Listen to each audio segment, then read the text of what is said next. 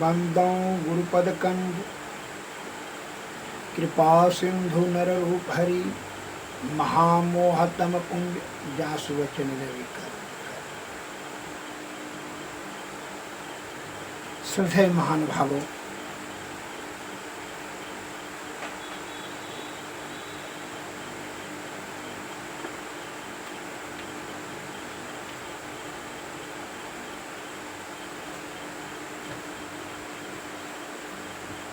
मैत्रोपनिषद आहार वमन आहार बधस्य भाति सर्वेश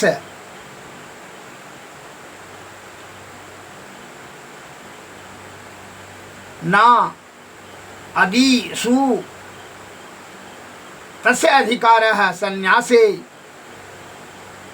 त्यक्त देह अभिमान मीनः, अर्थात सब प्रकार की कामना को भमन के समान जो विचारता है और जिसने देह अभिमान छोड़ दिया है उसी का संन्यास में अधिकार है।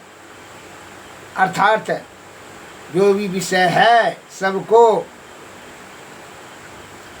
वमन मन होता है उल्टी के समान जो समझता है, जिससे कि कोई किसी प्रकार का उसको आसक्ति नहीं रहता है। जैसे वमन से और मलमूत्र से किसी प्रकार की आसक्ति नहीं होता है, उसी प्रकार अगर विषय से आसक्ति छिन्न हो जाए और देह का अभिमान नष्ट हो जाए तो समझ लीजिए तभी उसी को संन्यास ग्रहण करने का अधिकार होता है। उसी का संन्यास सक्सेस सफलता सिद्धि मिलता है।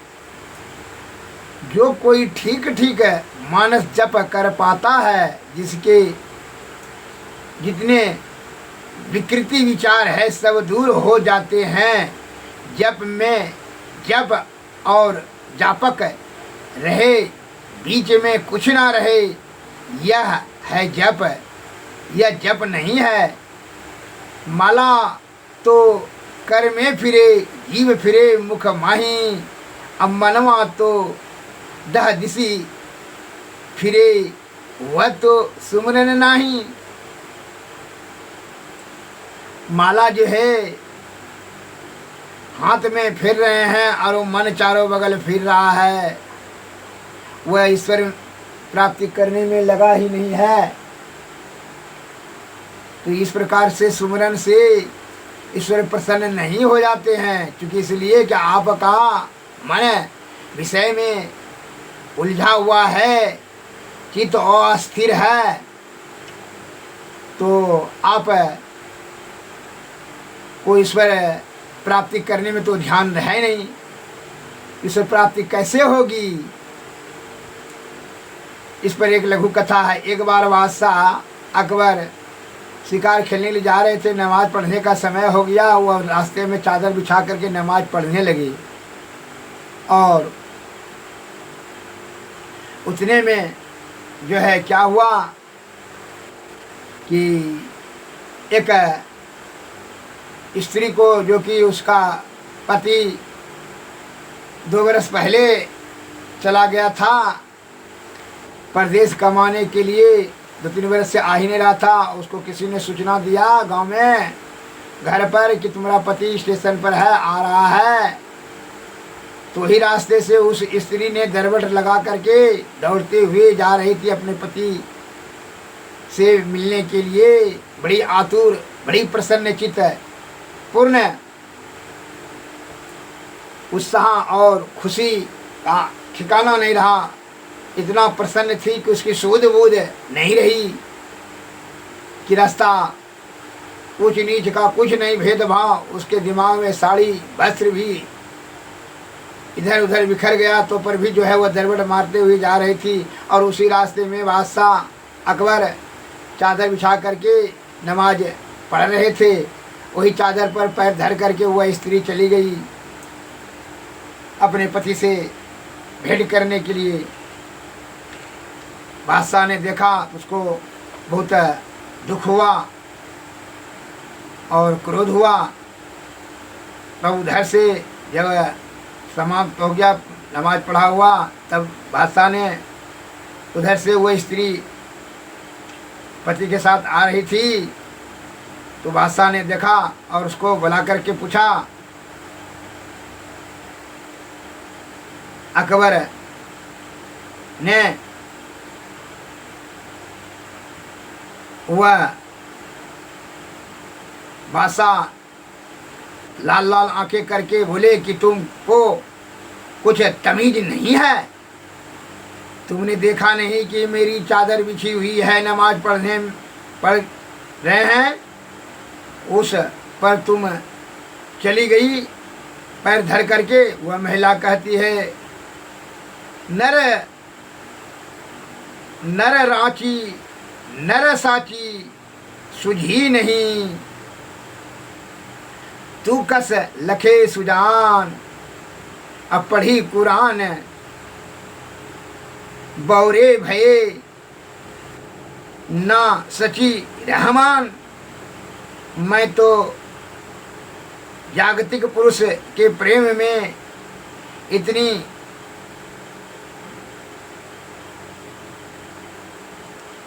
पग गई थी, पागल किसी तरह आसमान हो गई थी कि मेरा पग कहाँ पड़ रहा था वह मुझे मालूम नहीं था। मैंने पद कहाँ पड़ रहा था हमको मालूम नहीं था।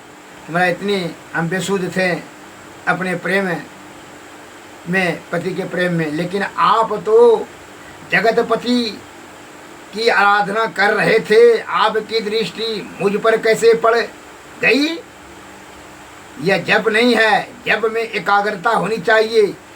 जब एकाग्रता पूर्वक होता है तो वह शास्त्र कहता है जपात सिद्धि, जप से सिद्धि मिल जाती है। इसलिए हे बादशाह, हम तो अपने पति के प्रेम में सूझ बूझ नहीं रहा, लेकिन आप तो जगतपति अल्लाह के दर्शन करने के लिए आंख बंद किए हुए थे, तो फिर भी जो है हमारा पद हमरे ऊपर आपको ध्यान कैसे गया? आपका ध्यान तो ईश्वर में था, अल्लाह पर, तो हमको आप कैसे देख लिए? इसका मतलब है कि अल्लाह पर आपका ध्यान नहीं था, मान और अपमान पर आप ध्यान रखे हुए थे, विषय में ध्यान लटका हुआ था और आप ढोंग कर रहे थे। अतः यह जब आपका नहीं है, यह नमाज पढ़ना नहीं हुआ है, आप आडंबर और पाखंड करके भ्रम पैदा कर रहे हैं कि बहुत बड़ा हम नमाजी हैं। इस प्रकार से आपको सफलता सिद्धि नहीं मिलेगी। इस प्रकार से बादशाह को जब जवाब मिला तो बादशाह अपने आप आत्मा में अनुभव किया कि इस स्त्री का कहना सही है, जब में एकाग्रता होनी चाहिए। अर्थात जब आप ईश्वर प्राप्ति करने में इस प्रकार कामी पुरुष स्त्री के कमासक्त होकर करके प्रेमी अपने प्रेम मिका को मिलने के लिए सूझ बूझ नहीं रहता है, वह पूरा ध्यान केंद्रित कर देता है उसको प्राप्त करने में, लोभी धन को प्राप्त करने में, क्रोधी बदला का भाव प्राप्त करने के लिए जिस प्रकार पूरा ध्यान केंद्रित कर देता है, उसी प्रकार ईश्वर प्राप्ति करने में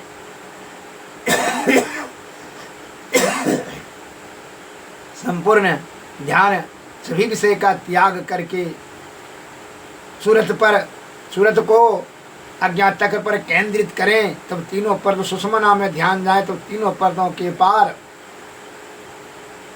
अंधकार प्रकाश और शब्द मंडल के पार अनहद में जाएंगे। अनहद से तब सार शब्द से निशब्द में तो ब्रह्म की प्राप्ति होगी।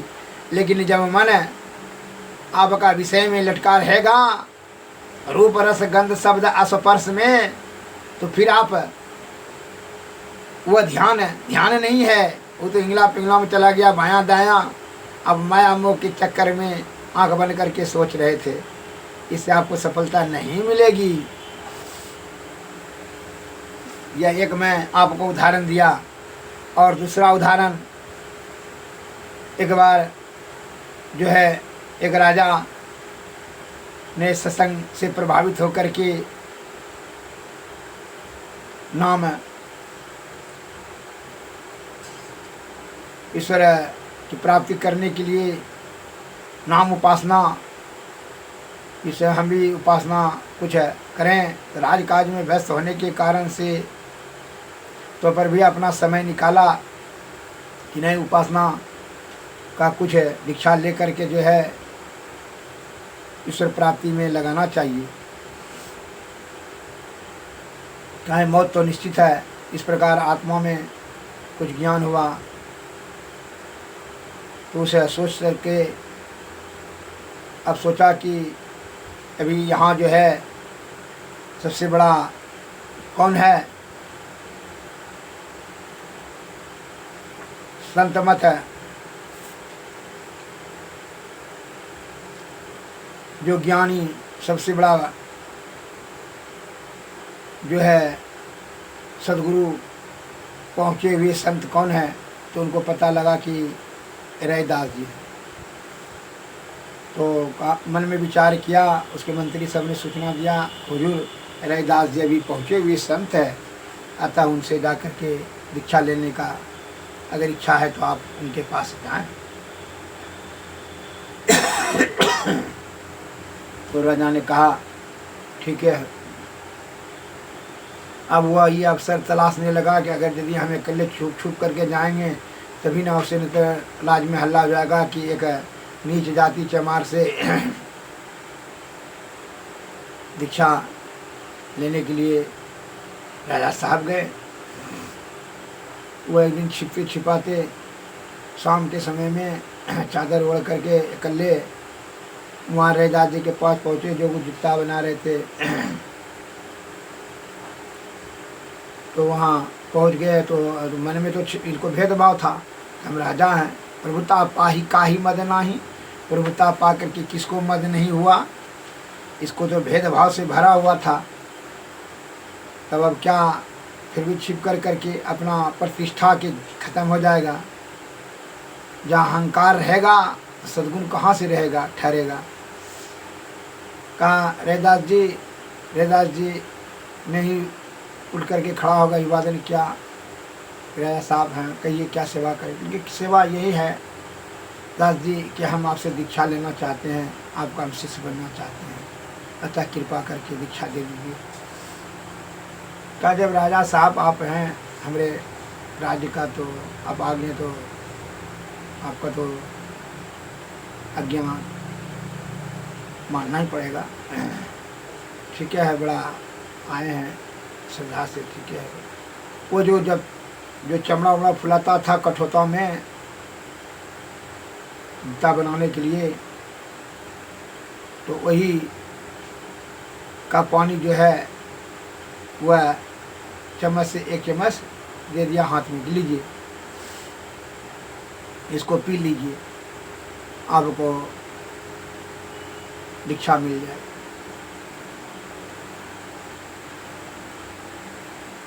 तो उसको मन में जैसे ले लिया, उस समय तो ले लिया, लेकिन फिर मन में कहा कि ठीक है पी लेते हैं। दास जी उधर जब गए, उधर अपना दूसरा काम में बिछावन लाने के लिए, तब तक कि क्या क्या इधर से वह अपने धोती में पोंछ लिया, कमीज और धोती में वो पानी, और झूठो ऐसे कर लिया, मैंने पानी पिया नहीं, वह कमीज अपने धोती में पोंछ लिया। कहाँ पी लिए। वह मन में सोचा कि ये जूता का पानी आज तो हमारा जाते चला जाएगा। इतना जाति उच्च जाति का क्षत्रिय जाति का था, वो अपने मान अहंकार में तो भरा पड़ा था। हमारा तो माने प्रतिष्ठा खत्म हो जाएगा, हम क्षत्रिय हैं, ये चमार का रोई कठोरता से पानी। कहाँ ठीक है दादा, हाँ क्या और करना, कहिए तो ध्यान भजन कीजिए, विषय का त्याग करके जो है ब्रह्मरूप में जाइए। वहाँ से छिप करके फिर चले आए। मंत्र दे दिया उनको, वो कहा के लिए मंत्र तंत्र जाप करेगा, वो तो अपना, लेकिन बिना श्रद्धा का सिद्धि कैसे होगा। तीन लोक नौखंड में गुरु से बड़ा न कोई, करता जो ना करी सके गुरु करे से हो। श्री गुरु पद नख मानी गण ज्योति, सुमरत दिव्य दृष्टि होती। सदगुरु और ईश्वर में कोई भी भिन्नता नहीं है। सदगुरु मिले तो समझिए ईश्वर मिल गया, लेकिन कैसे? बिना श्रद्धा से सिद्धि नहीं मिलेगा। सदगुरु के प्रति कैसे असीम श्रद्धा होनी चाहिए कि तीन लोग गुरु से बड़ा न कोई, जो करता जो ना कर सके गुरु करे सो हो। गुरु से श्रेष्ठ कोई नहीं है इस संसार में। अतः गुरु के प्रति असीम श्रद्धा और विश्वास होनी चाहिए। जहाँ की मन में भेदभाव है, अहंकार है, मान प्रतिष्ठा बचा हुआ है, तो उसका सफलता नहीं मिलेगा।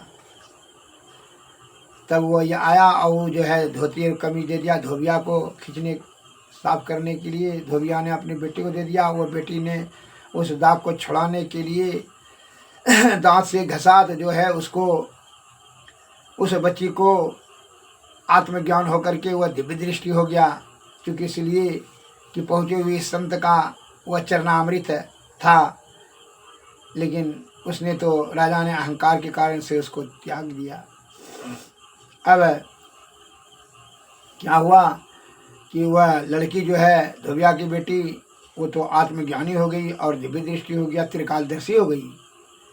वह जब कपड़ा देने के लिए गई, कहा जाओ राजा के यहाँ दे। राजा के यहाँ गई, दोनों बाप बेटी, धोबी का बेटी और धोबिया, तो कपड़ा देने के लिए गई। तो वह कहती है कि राजा साहब को आने दीजिए तब पैसा देते हैं। तो कहता है कि राजा साहब ध्यान करने के लिए गए हैं। क्योंकि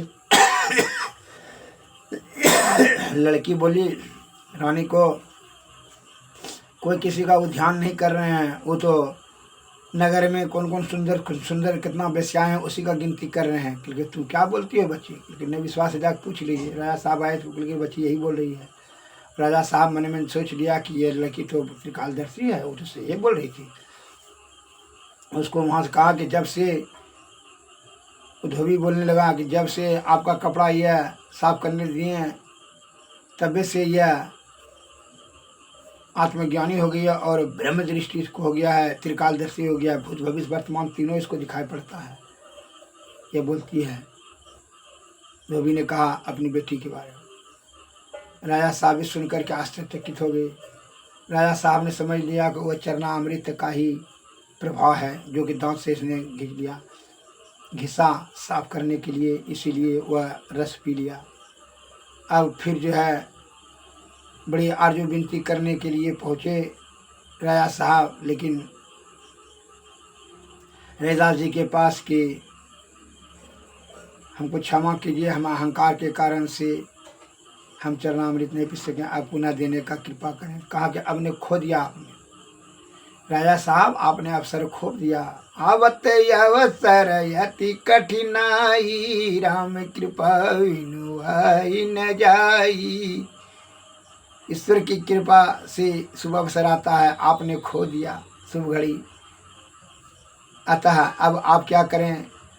फिर जो है मानस जप से शुरू करें, पहला अक्षर से शुरू किए। हम तो राजा समझ के आपको दे दिए चरणामृत, जो कि डायरेक्ट आपको तीनों पर्दों के पार त्रिकालदर्शी हो जाएं, लेकिन खो दिया आपने, अब नहीं मिलेगा। राजा साहब ने कितनों आरजू विनती किया, रैदास जी ने नहीं दिया। कहा कि आप जाप कीजिए बस। जाप, वो जाप शुरू किया राजा साहब ने, फिर पहले क्लास से शुरू हुआ। इसलिए संत मिलन को जाइए तजी ममता अभिमान, ज्यों ज्यों पग आगे बढ़े धर्म हो यज्ञ कोटि समान। संत को मिलने के लिए जाइए तो अभिमान ममता मोह विषय त्याग करके, तब जो होगा एक एक डेग जब बढ़ाइएगा, पद बढ़ाइएगा तो धर्म होगा यज्ञ कोटि समान, करोड़ों यज्ञ के समान। एक एक पद आगे बढ़ने पर आपका धर्म होगा। श्री सद्गुरु महाराज की जय। श्री सद्गुरु महाराज। नमस्कार, जय हिंद।